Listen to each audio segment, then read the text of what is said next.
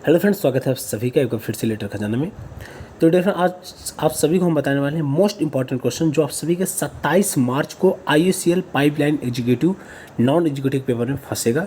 Dear friend, इस video में आप सभी के 5 से 6 टेक्निकल सब्जेक्ट जैसे कि आप सभी का तीनों electronic, power electronic, analog electronic, digital electronic और आप सभी कंट्रोल सिस्टम, उसके साथ साथ मशीन के टॉपिक जैसे कि transformer, induction motor, synchronous motor के इंपॉर्टेंट क्वेश्चन जो आप सभी के थ्योरेटिकल टाइप के क्वेश्चन रहते हैं नॉर्मली, वो आप सभी के दिमाग से उतर जाते हैं और एग्जाम के समय आप सभी उनको रिवाइव नहीं कर पाते हैं। डियर फ्रेंड, आप इस वीडियो को पूरा देख लीजिएगा, ये video exam point of view से बहुत ही हेल्पफुल रहेगा।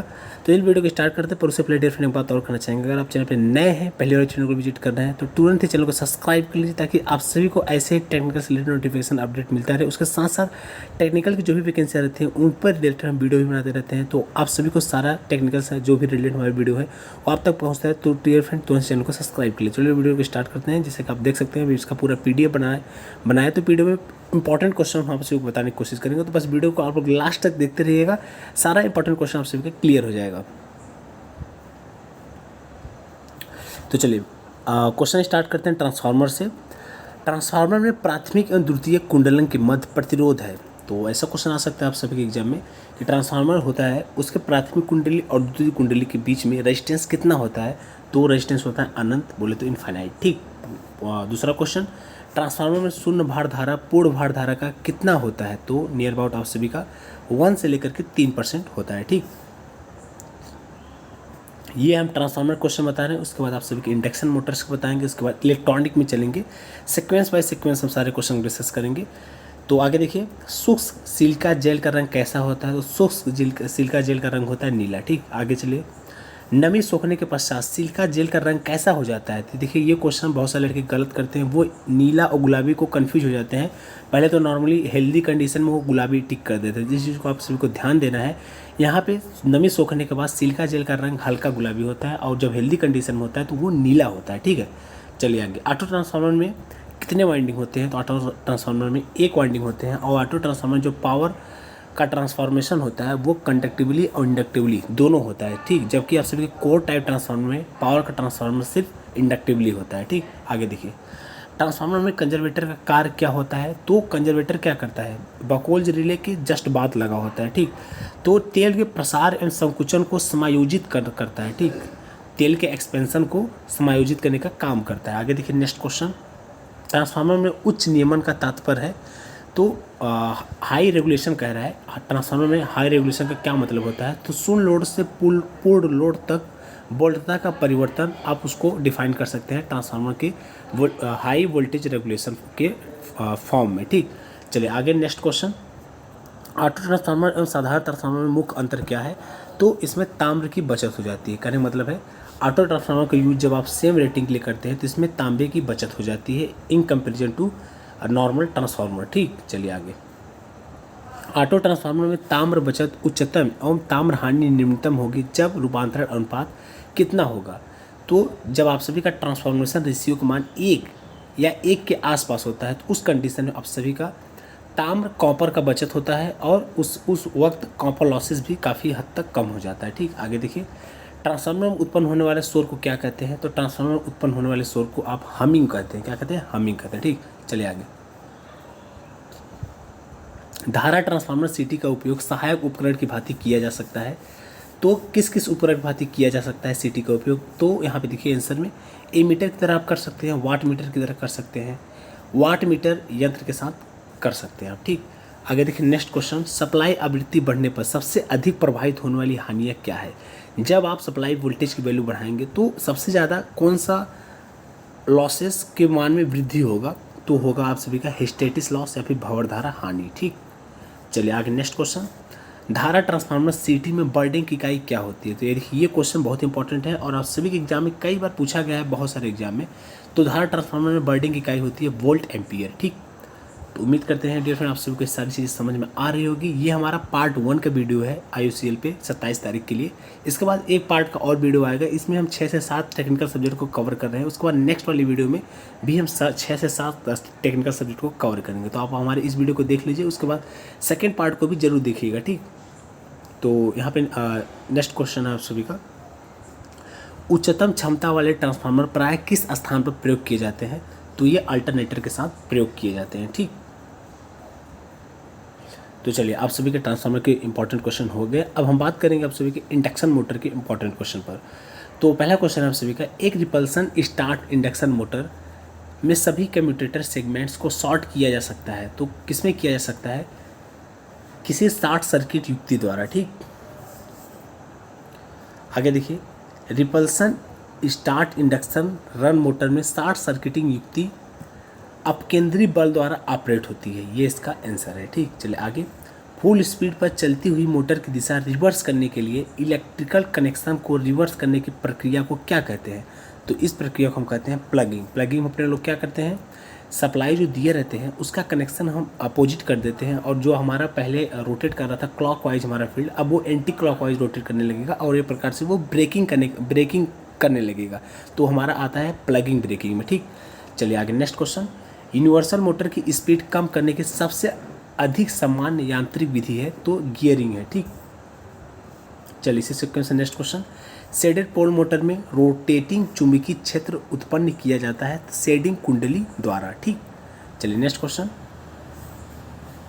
शेडेड पोल मोटर की घूमने की दिशा परिवर्तित नहीं की जा सकती है, इस चीज़ को आप लोग ध्यान दीजिएगा।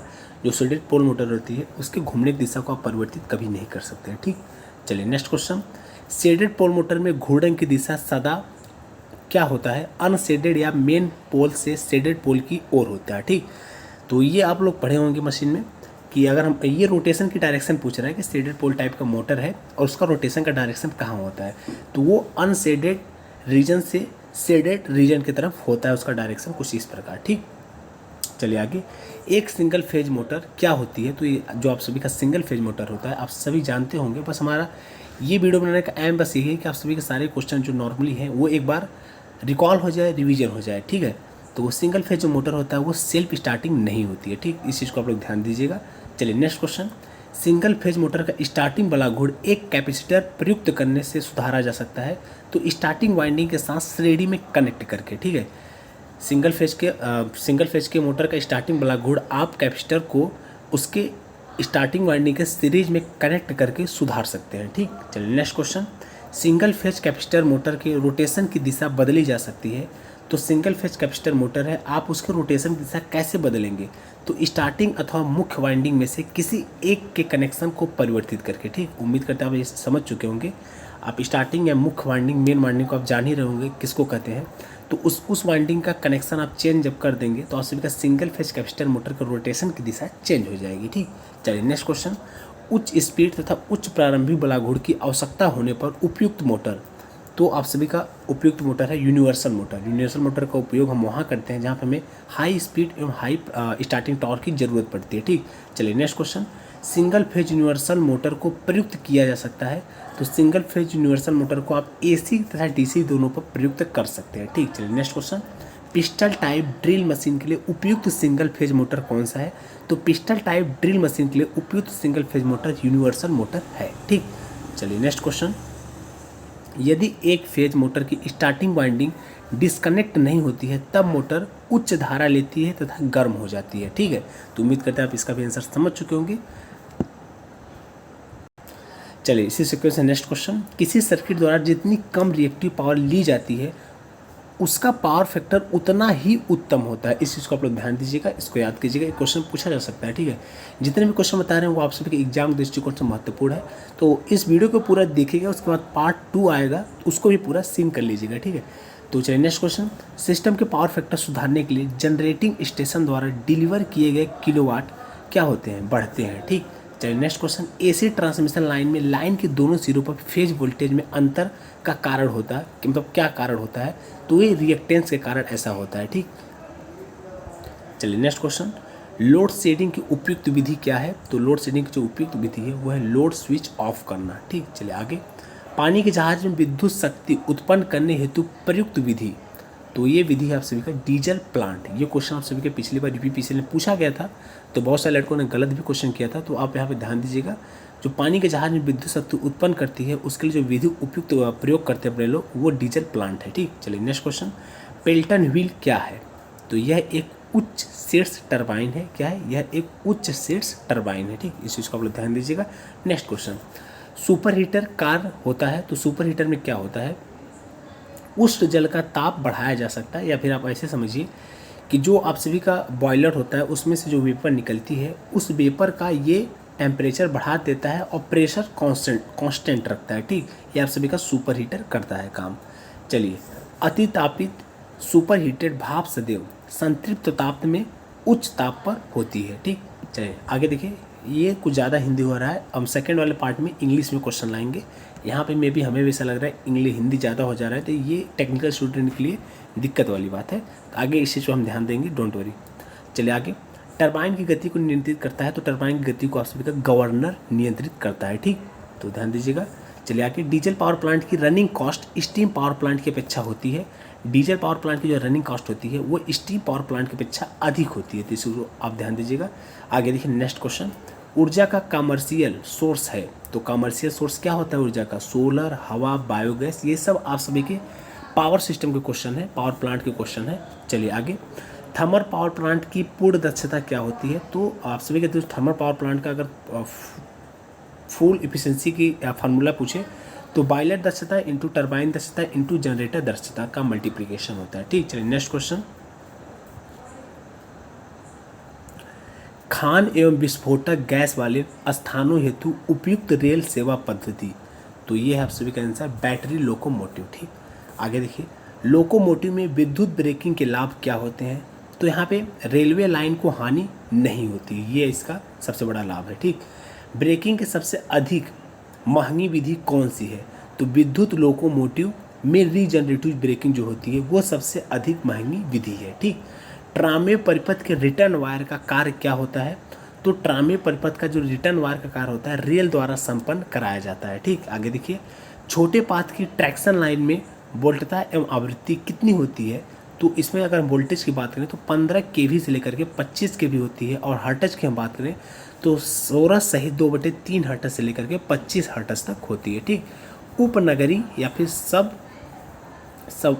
अर्बन रेलवे में प्रयुक्त डीसी वोल्टता कितनी होती है? तो 1500 वोल्ट से लेकर के 3000 वोल्ट तक होती है। ठीक, चलिए नेक्स्ट क्वेश्चन, रेलवे विद्युतीकरण हेतु सबसे अधिक उपयुक्त विधि कौन सी है? तो ये है कैंडो प्रणाली। ये देखिए क्वेश्चन काफ़ी पूछा जाता है कैंडो प्रणाली से, तो इस चीज़ को आप लोग ध्यान दीजिएगा। ठीक, चलिए, कॉस्टिंग पीरियड में गाड़ी क्या होता है? कॉस्टिंग पीरियड में तो केवल संवेग से चलती है एवं गाड़ी की विद्युत शक्ति बंद कर दी जाती है, ये होता है आप सभी के कॉस्टिंग में। कहने का मतलब है गाड़ी को पूर्ण रूप से बंद कर दिया जाता है, उसमें जो संवेग आ जाता है उस संवेग के कारण आप सभी की गाड़ी कुछ दूर तक चलती है, तो आप सभी का सारा पीरियड कॉस्टिंग कहलाता है। ठीक, चलिए, नोचिंग अप पीरियड किसको कहते हैं? तो गाड़ी का त्वरण स्थिर हो जाता है, इस पीरियड को आप सभी कहेंगे नोचिंग अप। आगे देखिए, लंबी दूरी वाली विद्युत, ये सब सारे ट्रैक्शन के क्वेश्चन है। आगे देखिए, लंबी दूरी वाली विद्युत रेलों में यात्री डिब्बों के प्रदीपन का स्रोत, अब आपका इल्यूमिनेशन से क्वेश्चन आ रहा है। ठीक है, तो इल्यूमिनेशन मतलब यूटिलाइजेशंस, तो प्रत्येक डिब्बे में जनरेटर एवं बैटरी की व्यवस्था होती है। चलिए आगे, कैंडो पद्धति में क्या होता है? नॉर्मली जो आप सभी का कैंडो पद्धति होता है यह एकल कला विद्युत सप्लाई को त्रिकला सप्लाई में परिवर्तित करता है। ये क्वेश्चन काफ़ी इंपॉर्टेंट है और लगभग हर एग्जाम में पूछा जाता है। तो कैंडो प्रणाली क्या करता है? आप सभी का एकल फेज को या फिर बोले तो सिंगल फेज को 3 फेज में कन्वर्ट करने का काम करता है। ठीक, चलिए नेक्स्ट इंपॉर्टेंट क्वेश्चन पे चलते हैं। तो अब आप सभी का क्वेश्चन स्टार्ट हो गया है पावर इलेक्ट्रॉनिक्स से। ठीक, तो इंटरनल डायोड होता है इन AC एंड DC बोथ। ठीक है, नेक्स्ट क्वेश्चन, जंक्शन पोटेंशियल होता है इलेक्ट्रोस्टैटिक पोटेंशियल। ठीक है, next question, silicon PN junction के लिए नी वोल्टेज का वैल्यू कितना होता है? तो सिलिकॉन जब होगा तो वहाँ पे 0.7 वोल्ट होगा। अब यहाँ पे अगर जर्मेनियम बोल दे तो 0.3 वोल्ट मानना है आप सभी को। ठीक, चलिए आगे, जंक्शन में रिवर्स करंट मूवमेंट होता है तो माइनॉरिटी कैरियर के कारण रिवर्स करंट मूवमेंट होता है। रिवर्स करंट जो फ्लो होती है वो माइनॉरिटी चार्ज कैरियर के कारण होती है, और फॉरवर्ड करंट जो फ्लो होती है वो मेजॉरिटी चार्ज कैरियर के कारण होती है। ठीक, तो आगे देखिए, डोपिंग के कारण क्या होता है? तो डोपिंग के कारण आप सभी का प्रतिरोध घट जाता है। ठीक, चलिए नेक्स्ट इंपॉर्टेंट क्वेश्चन, समान डायोड में डोपिंग की सांद्रता कितनी होती है? तो 1 भाग में 10⁸ भाग होता है। ठीक, जिनर डायोड का प्रयोग किया जाता है तो इन वोल्टेज रेगुलेशन, वोल्टेज रेगुलेशन में जीनर डायोड का प्रयोग किया जाता है। ये क्वेश्चन काफ़ी फेमस है जीनर डायोड से लेकर के कि वोल्टेज रेगुलेशन के रूप में क्या उपयोग करते हैं, कौन सा डायोड यूज करते हैं आप, तो जीनर डायोड आप सभी को टिक करना है। ठीक, चलिए next important question, tunnel diode में अशुद्धि मिलाने का अनुपात क्या होता है, तो 1:10⁻13 होता है। ठीक, चलिए नेक्स्ट इंपॉर्टेंट क्वेश्चन, डायोड का प्रयोग किया जाता है, तो डायोड का प्रयोग जो होता है वो रेक्टिफायर के रूप में किया जाता है। ठीक, चलिए नेक्स्ट क्वेश्चन, डायोड है तो डायोड आप सभी का यूनी डायरेक्शनल डिवाइस है। ठीक, काफ़ी फेमस है और एग्जाम में पूछा जाता है। ठीक है, और बहुत जगह तो पूछा भी गया है। तो यूनी डायरेक्शनल डिवाइस है आप सभी का डायोड। और डायोड देखिए क्या होता है, वोल्टेज कंट्रोल डिवाइस होता है। यहाँ पे लड़के बहुत गलत करते हैं, वो करंट कंट्रोल डिवाइस भी टिक कर देते हैं। तो आप सभी को याद रखना है कि डायोड आप सभी का यूनी डायरेक्शनल, कहने मतलब एक दिशा में करंट फ्लो होती है, प्लस उसके साथ साथ डायोड आप सभी का वोल्टेज कंट्रोल डिवाइस होता है। ठीक, चलिए ये थोड़ा इंपॉर्टेंट क्वेश्चन है, मे भी आप सभी को आता होगा। हाफ वेव रेक्टिफायर में डायोड की संख्या कितनी होती है, हाफ वेव रेक्टिफायर में डायोड की संख्या 1 होती है। Full wave centre tap rectifier में डायोड की संख्या कितनी होती है, तो वहाँ पे नॉर्मली 2 होती है। फुल वेव ब्रिज रेक्टिफायर में डायोड की संख्या कितनी होती है, तो फुल वेव ब्रिज रेक्टिफायर में वहाँ पे 4 होती है। ठीक, हाफ वेव ब्रिज की एफिशिएंसी अगर हम बात करें तो वहाँ पे 40.6% आप सभी को टिक करना है। फुल वेव रेक्टिफायर की एफिशिएंसी की बात करें तो वहाँ पे 81.2% आप सभी की होती है। ठीक, आगे देखिए, हाफ वेव रेक्टिफायर में रिपल फैक्टर का मान कितना होता है, तो हाफ वेव रेक्टिफायर में रिपल फैक्टर का मान 1.21 होता है। आगे देखिए, डायोड में वह फॉरवर्ड वोल्टेज जिस पर धारा का चालन शुरू हो जाता है उसे क्या बोलते हैं, उस वोल्टेज को क्या बोलते हैं। मतलब डायोड में वह फॉरवर्ड वोल्टेज आप सभी को बताना है जहाँ पर आप सभी का डायोड में करंट का फ्लो होने लगता है, तो उसको बोलते हैं आप नी वोल्टेज। क्या बोलते हैं, नी वोल्टेज। ठीक, चलिए नेक्स्ट क्वेश्चन, डायोड में वह रिवर्स बायस वोल्टेज जिस पर जंक्शन ब्रेक हो जाता है उसको आप क्या बोलते हैं, तो उस रिवर्स बायस वोल्टेज को आप लोग बोलेंगे ब्रेक डाउन वोल्टेज। ठीक, चलिए नेक्स्ट इंपॉर्टेंट क्वेश्चन, डायोड के रिवर्स बायस में वह अधिकतम वोल्टेज जिसे डायोड बिना डिस्ट्रॉय हुए सह सकता है उसको क्या बोलते हैं, तो आप उसको बोल सकते हैं रेटेड वोल्टेज, जैसा कि आप यहाँ पे नहीं दिया है।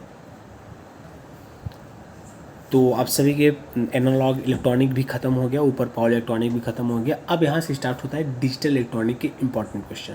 तो पहला क्वेश्चन आप सभी का, और के नियमों के अनुसार a+a तुल्य है, तो a+a को आप कैसे लिख सकते हैं, बूलियन एक्सप्रेशन को जब सॉल्व करते हैं तो उसको लिख सकते हैं आप a।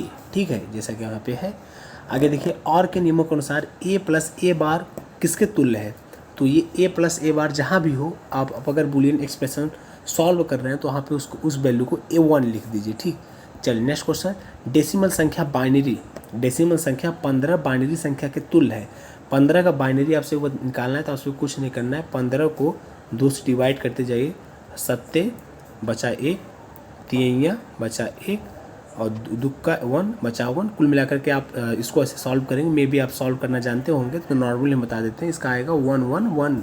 ठीक, आगे देखिए नेक्स्ट क्वेश्चन, पॉजिटिव लॉजिक में डिजिटल सिग्नल का हाई वोल्टेज लेवल है, तो हाई वोल्टेज लेवल को हम 1 से दिखाते हैं और लो वोल्टेज लेवल को हम 0 से शो करते हैं। ठीक है, चलिए नेक्स्ट इंपॉर्टेंट क्वेश्चन, बाइनरी प्रणाली में बाइनरी पॉइंट के बाएं अथवा दाएं डिजिट का वेट की बढ़ती हुई अथवा घटती हुई पार्ट्स के तुल्य होता है, ये होता है 2।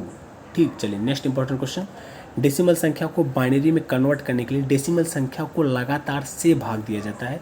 कोई आप सभी का डेसिमल संख्या है, उसको आप सभी को बाइनरी में चेंज करना है, तो आप लोग डेसिमल संख्या को बाइनरी संख्या में चेंज करते वक्त क्या करते हैं, रेडिक्स 2 से डिवाइड करते हैं और उसके शेषफल को एक किनारे लिखते हैं और लास्ट में बॉटम टू टॉप चले जाते हैं और सारे शेषफल को लिख डालते हैं। ठीक है, तो उसको किससे डिवाइड करते हैं, 2 से करते हैं। ठीक, तो उम्मीद करते हैं आप ये समझ चुके होंगे। आगे देखिए, ये क्वेश्चन काफ़ी फेमस है, यहाँ पे ध्यान दीजिएगा, इसको गलत ना कीजिएगा एग्जाम में।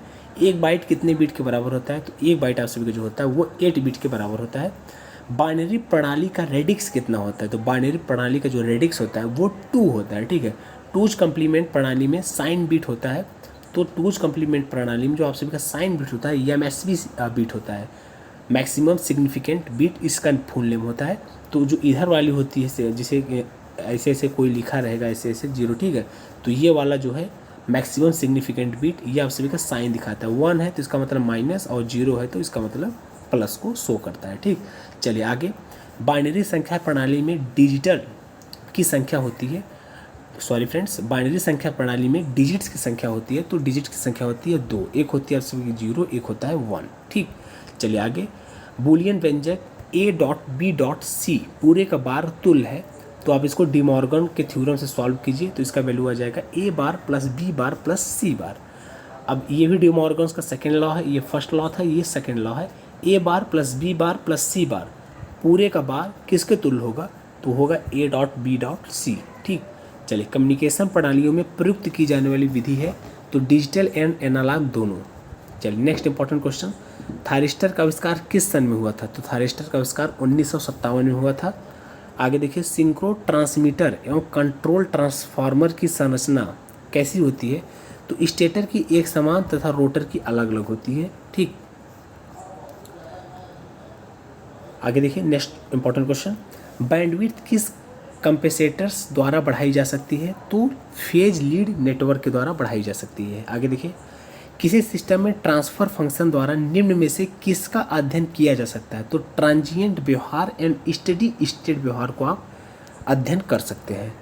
आगे देखिए, एक कंट्रोलर, ये सारे क्वेश्चन आप सभी के कंट्रोल सिस्टम्स के हैं। ठीक है, एक कंट्रोलर की इनपुट होती है तो एरर सिग्नल्स। ठीक, चलिए नेक्स्ट, एक कंट्रोल सिस्टम में उत्पन्न एरर सिग्नल कांस्टेंट है, इस क्रिया की आउटपुट होगी, इस क्रिया का जो आउटपुट होगा वो लीनियर नेचर का होगा। ठीक है, चलिए SCR का पूरा नाम, तो उम्मीद करते हैं आप ये सब जान ही रहे होंगे, silicon control rectifier.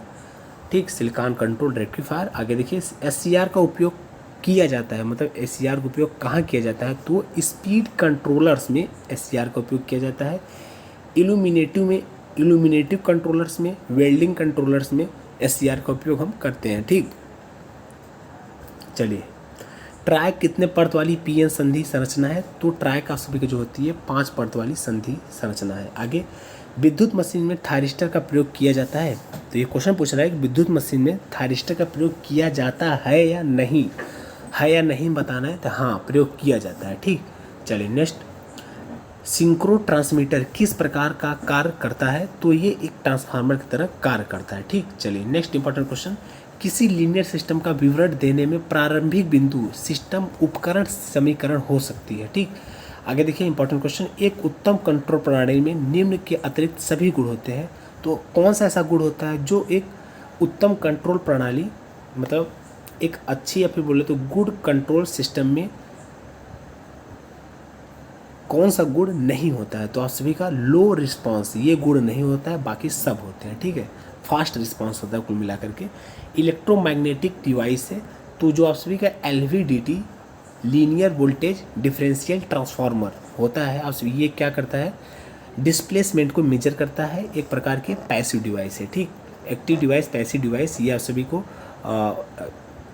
Measurement instrument में पढ़ने को मिला होगा, तो मैं भी उम्मीद करता हूँ आप इससे वाकिफ़ होंगे। तो यहाँ पे आप सभी का सारा क्वेश्चन हो गया नियर अबाउट 5 से 6 टेक्निकल सब्जेक्ट के। अभी एक पार्ट वीडियो और आएगा, तो उसको भी आप लोग जरूर सीन कर लीजिएगा, उसमें हो सकता है हम और भी अच्छा वीडियो लाएँ आप सभी के लिए, ज़्यादा वीडियो लाएंगे, क्वेश्चन लाएंगे और इंपॉर्टेंट क्वेश्चन लाएंगे, तो उसको भी आप लोग सीन कीजिएगा। इसको डियर फ्रेंड कमेंट करके बताइएगा कि कैसा क्वेश्चन लगा, ताकि आप सभी का जैसा रिस्पांस रहेगा आगे वैसा मैं करूँगा। अगर कुछ कमियाँ लगी तो उसको भी बताइएगा, और कुछ चीज़ें अच्छी लगी तो उसको भी कमेंट करके जो बताइएगा। और लास्ट में एक बात और कहना चाहेंगे, अगर चैनल पे आप नए थे तो चैनल पे पहली बार विजिट कर रहे थे, टेक्निकल स्टूडेंट हैं, कहने मतलब पॉलिटेक्निक किए हैं आप, या फिर बीटेक किए हैं, या फिर ITI किए हैं, तो तुरंत ही चैनल को सब्सक्राइब कर लीजिए। आप सभी के लिए हम टेक्निकल से रिलेटेड जितना भी नोटिफिकेशन अपडेट रहता है, वैकेंसियों का, उनके आंसर की सा, उनके रिजल्ट्स का, कुछ भी A to Z उन्हें आप तक पहुंचाने की पूरी कोशिश करते हैं। तो अगर आप हमारे चैनल को अभी तक सब्सक्राइब नहीं किए हैं और चैनल पर पहली बार विजिट करें, तो तुरंत ही चैनल को सब्सक्राइब कर लीजिए। तो ठीक हम वीडियो को एंड करते हैं, आज के लिए बस इतना ही। बाकी फिर मिलेंगे नए वीडियो के साथ, नए वैकेंसी के साथ, नए नोटिफिकेशन के साथ। तो ठीक है, आज के लिए बस इतना ही। Thanks for watching this video, see you soon next time.